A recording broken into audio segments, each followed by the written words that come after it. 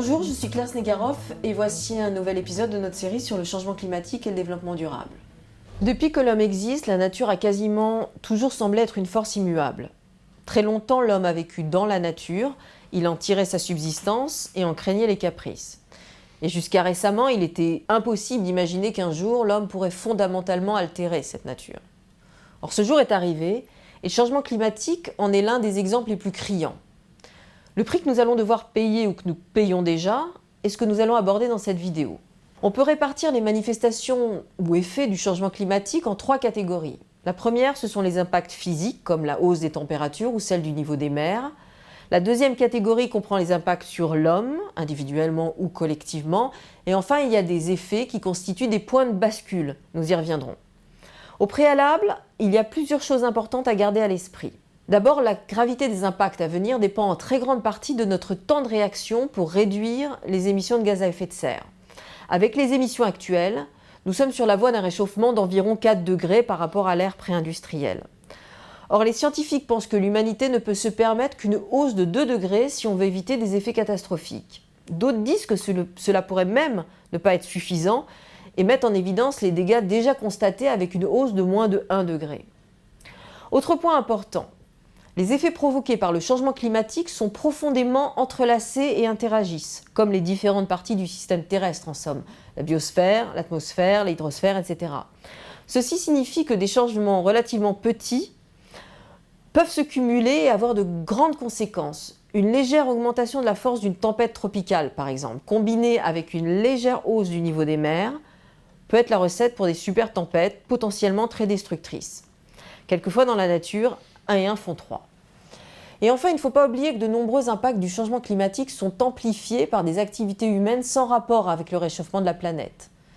Par exemple, la disparition de la moitié des coraux des mers du globe. Elle est due à l'acidification des océans qui absorbent plus de CO2, mais la pollution marine, la pêche à la dynamite ou même les produits chimiques que nous mettons dans nos produits solaires jouent aussi un rôle.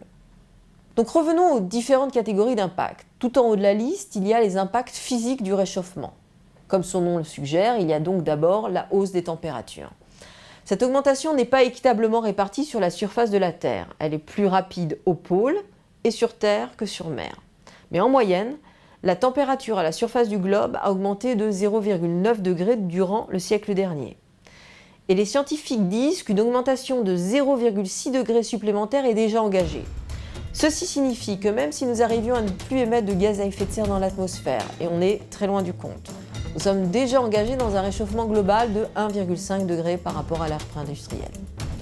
Les scientifiques fixent le seuil acceptable à 2 degrés, je vous le rappelle.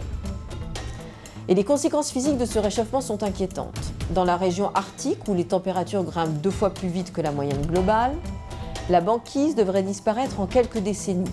Ça n'aura pas d'impact sur la hausse du niveau des mers, mais ça privera la planète d'un miroir géant qui reflète le rayonnement solaire et au contraire le remplacera par une étendue bleue qui l'absorbe.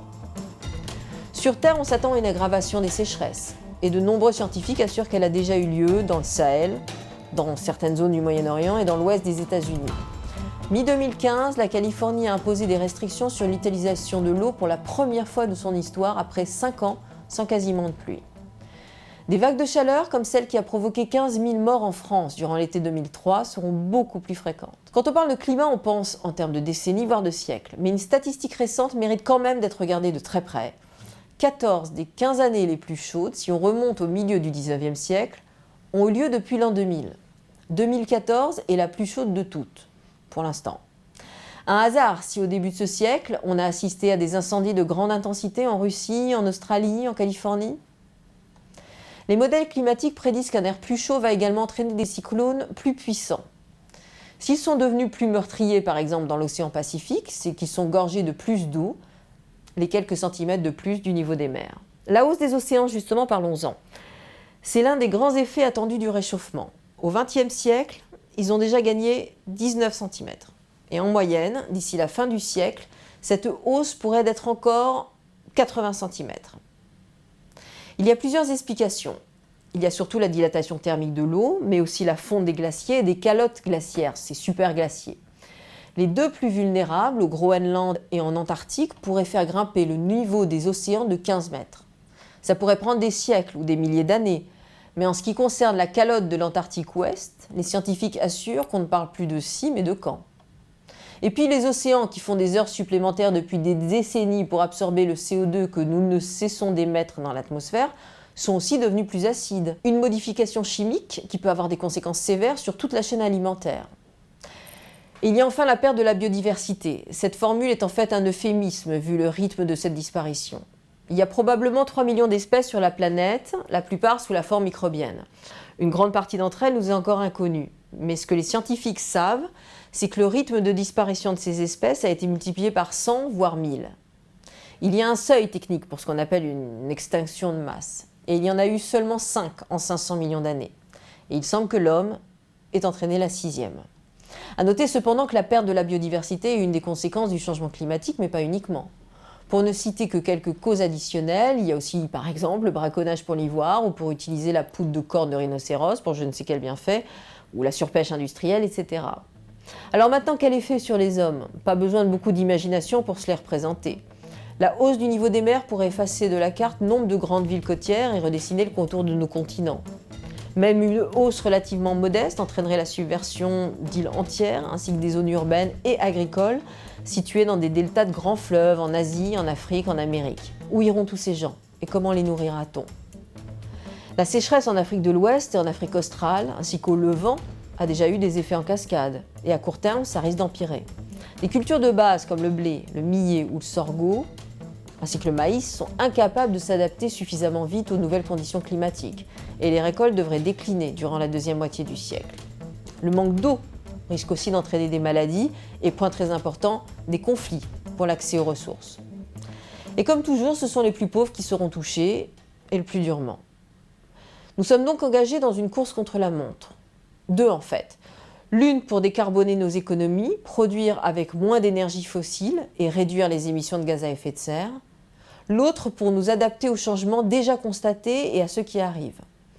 Et pour gagner cette course, on ne peut qu'espérer que les impacts que les scientifiques redoutent le plus n'auront pas lieu. Car il existe aussi ce qu'on appelle des rétroactions positives. On vous en parle plus en détail dans une autre vidéo. Il s'agit de ces mécanismes provoqués par le changement climatique qui en retour aggravent le changement climatique. Par exemple, des fuites de méthane, très puissants gaz à effet de serre, du permafrost, ces sols gelés par exemple en Antarctique, ou encore de la fonte de la banquise. Autant de points de bascule qui peuvent entraîner des cataclysmes qui pour le coup seront sur pilote automatique. Alors ceci est un portrait fort sombre, je vous l'accorde, mais pas sans espoir. Il y a des solutions et certaines ont l'air bien plus réalistes aujourd'hui qu'il y a quelques années. Mais c'est l'objet d'un autre épisode de notre série. Nous avons interrogé Hunter Cutting, un expert sur ces questions. The mounting changes that we've seen in extreme weather over the past 10, 20, 30 years, not only they've been able to document those changes, but they've been able to establish the fingerprint of global warming behind them. That in fact the weather has been changing for decades now, and that it's due to global warming. And that's been a real revolution in the science in probably the last 5 to 10 years. Mm-hmm. So now we can say with a certainty that was not possible 10 or 15 years ago. That's right. 10 or 15 years ago, they had hints that it could be happening, and they certainly had definitely firm projections that it would happen in the future. But now what we've done is we've collected the data to really be firm that it's already happening.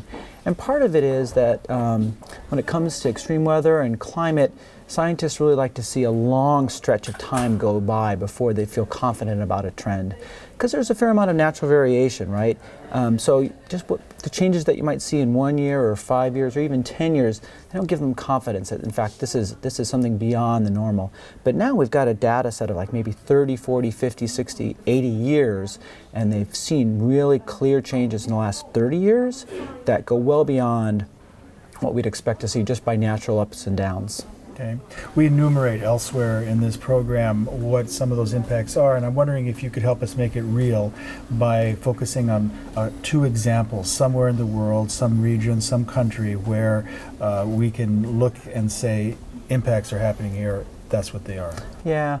Well, maybe if I could just start with the region where I'm from, just in particular, just because I think it's a very complicated one, but it actually, I think, helps illustrate the different ways in which climate change changes extreme weather, and that's the drought in California in the United States. And so one of the interesting things about drought is that it's driven by many different things. It's driven by changes in rainfall and snowfall, right? But it's also driven by extreme high temperatures. And in California, we've had both been happening. So there's been just a real absence of rain in California for like 4 years now. It's historic. But we've also seen really extremely high temperatures. And what the high temperatures do is they dry out the soils.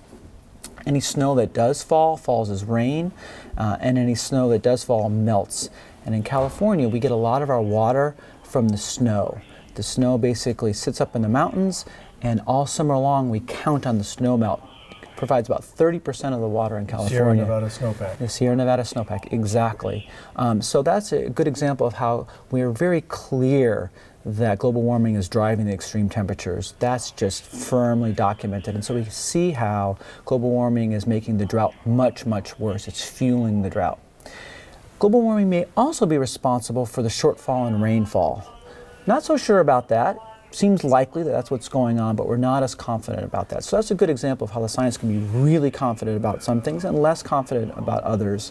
And it shows how the picture is very complicated when it comes to, but the science is actually working all these things out to the point where we can actually parse out the different pieces and have different levels of confidence. And in the case of the California drought, we're very confident that the extreme temperatures are being driven by global warming, which is making the drought much, much worse. Can you give us a second example, maybe from somewhere else in the world where those impacts might be felt differently? Yeah, so I think another really good example are with the typhoons, and the typhoon that's, for instance, hitting the Philippines right now. And again, there's multiple pieces. So one of the things that we're really sure about is that the damage from typhoons is much, much worse now because sea levels are much, much higher. It doesn't take very much sea level rise to make dramatically more coastal flooding happening. So we're very confident about that. We're also very confident that the typhoons have a lot more rain in them now, right? Because a warmer atmosphere can hold more water. It's kind of like having a larger bucket. And when you empty out that larger bucket, it dumps out more water. Mm-hmm. And so typhoons now are dumping out a lot more water. When you add poverty into the mix, and we're talking about impacts, can you contrast how that might play out in a place like California, which is a rich state and a rich country, and a place in the Philippines, which is not certainly among the poorest nations, but doesn't have the means that that the United States has, or even somewhere in the Sahel, for example, in Africa, where poverty really is an issue? So I think that's a beautiful question because it illustrates that the risk from climate change depends not just on the changes in the climate, but it also matters about how much exposure you have, how vulnerable we are. And some people are less vulnerable and some people are more vulnerable. And so you could have the same typhoon hitting New York as a hurricane, typhoons and hurricanes are the same thing, having much less impact than the same typhoon hitting the Philippines because they don't have the infrastructure, they don't have the protection. And even interestingly, you can witness that change even in New York over time. There was a famous hurricane called the Night Train hurricane that hit New York back in the 1930s with basically zero notice. Like literally, people woke up with the hurricane on them. We had, due to modern forecasting methods, like a week's notice about Superstorm Sandy. And so that's an indication of how just having the resources and the satellites and the weather forecasting can really make people prepare and be ready for those extreme weather events. And so that's a good example of the kind of infrastructure that developing countries need. Something as simple as really strong, robust weather forecasting can make a big difference on how well you cope with a typhoon or a hurricane. And yet, in the case of Sandy, even with that strong infrastructure and even with the knowing that it was coming a week in advance, it still caused a fair amount of damage. Billions of dollars in damage, people died. So I think that's one of the things about climate change is it affects everybody everywhere. It's really one of those situations where we're all at risk from climate change, and there's a really common interest, therefore, in addressing it because everyone's, climate change doesn't discriminate, it happens everywhere. Deux conseils. Le premier, très important, c'est de faire attention quand on attribue un événement météorologique au changement climatique. On ne peut absolument pas dire, par exemple, que le cyclone Haiyan, qui a touché les Philippines en 2013, est dû au changement climatique. C'est impossible à dire. On peut en revanche dire que ces super cyclones sont en phase avec ce que prédisent les experts du GIEC dans leur dernier rapport. Deuxième conseil, quand on s'intéresse aux impacts physiques du réchauffement, il est très important de regarder dans quel scénario on se place.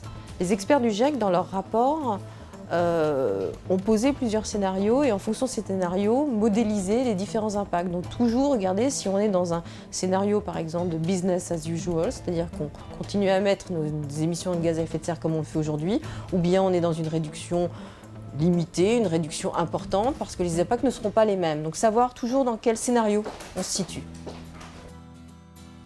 Alors les points à retenir. Premièrement, la gravité des impacts du changement climatique dépend presque entièrement de notre temps de réaction. Deuxième point, le seuil de 2 degrés est considéré comme le niveau au-delà duquel il est encore possible d'éviter des impacts irréversibles et graves. Troisième point, les impacts interagissent, ce qui signifie que de petits changements peuvent entraîner de grandes catastrophes. Dans la nature, 1 et 1 peut faire 3. Et enfin, les plus pauvres seront les premiers touchés et le plus durement.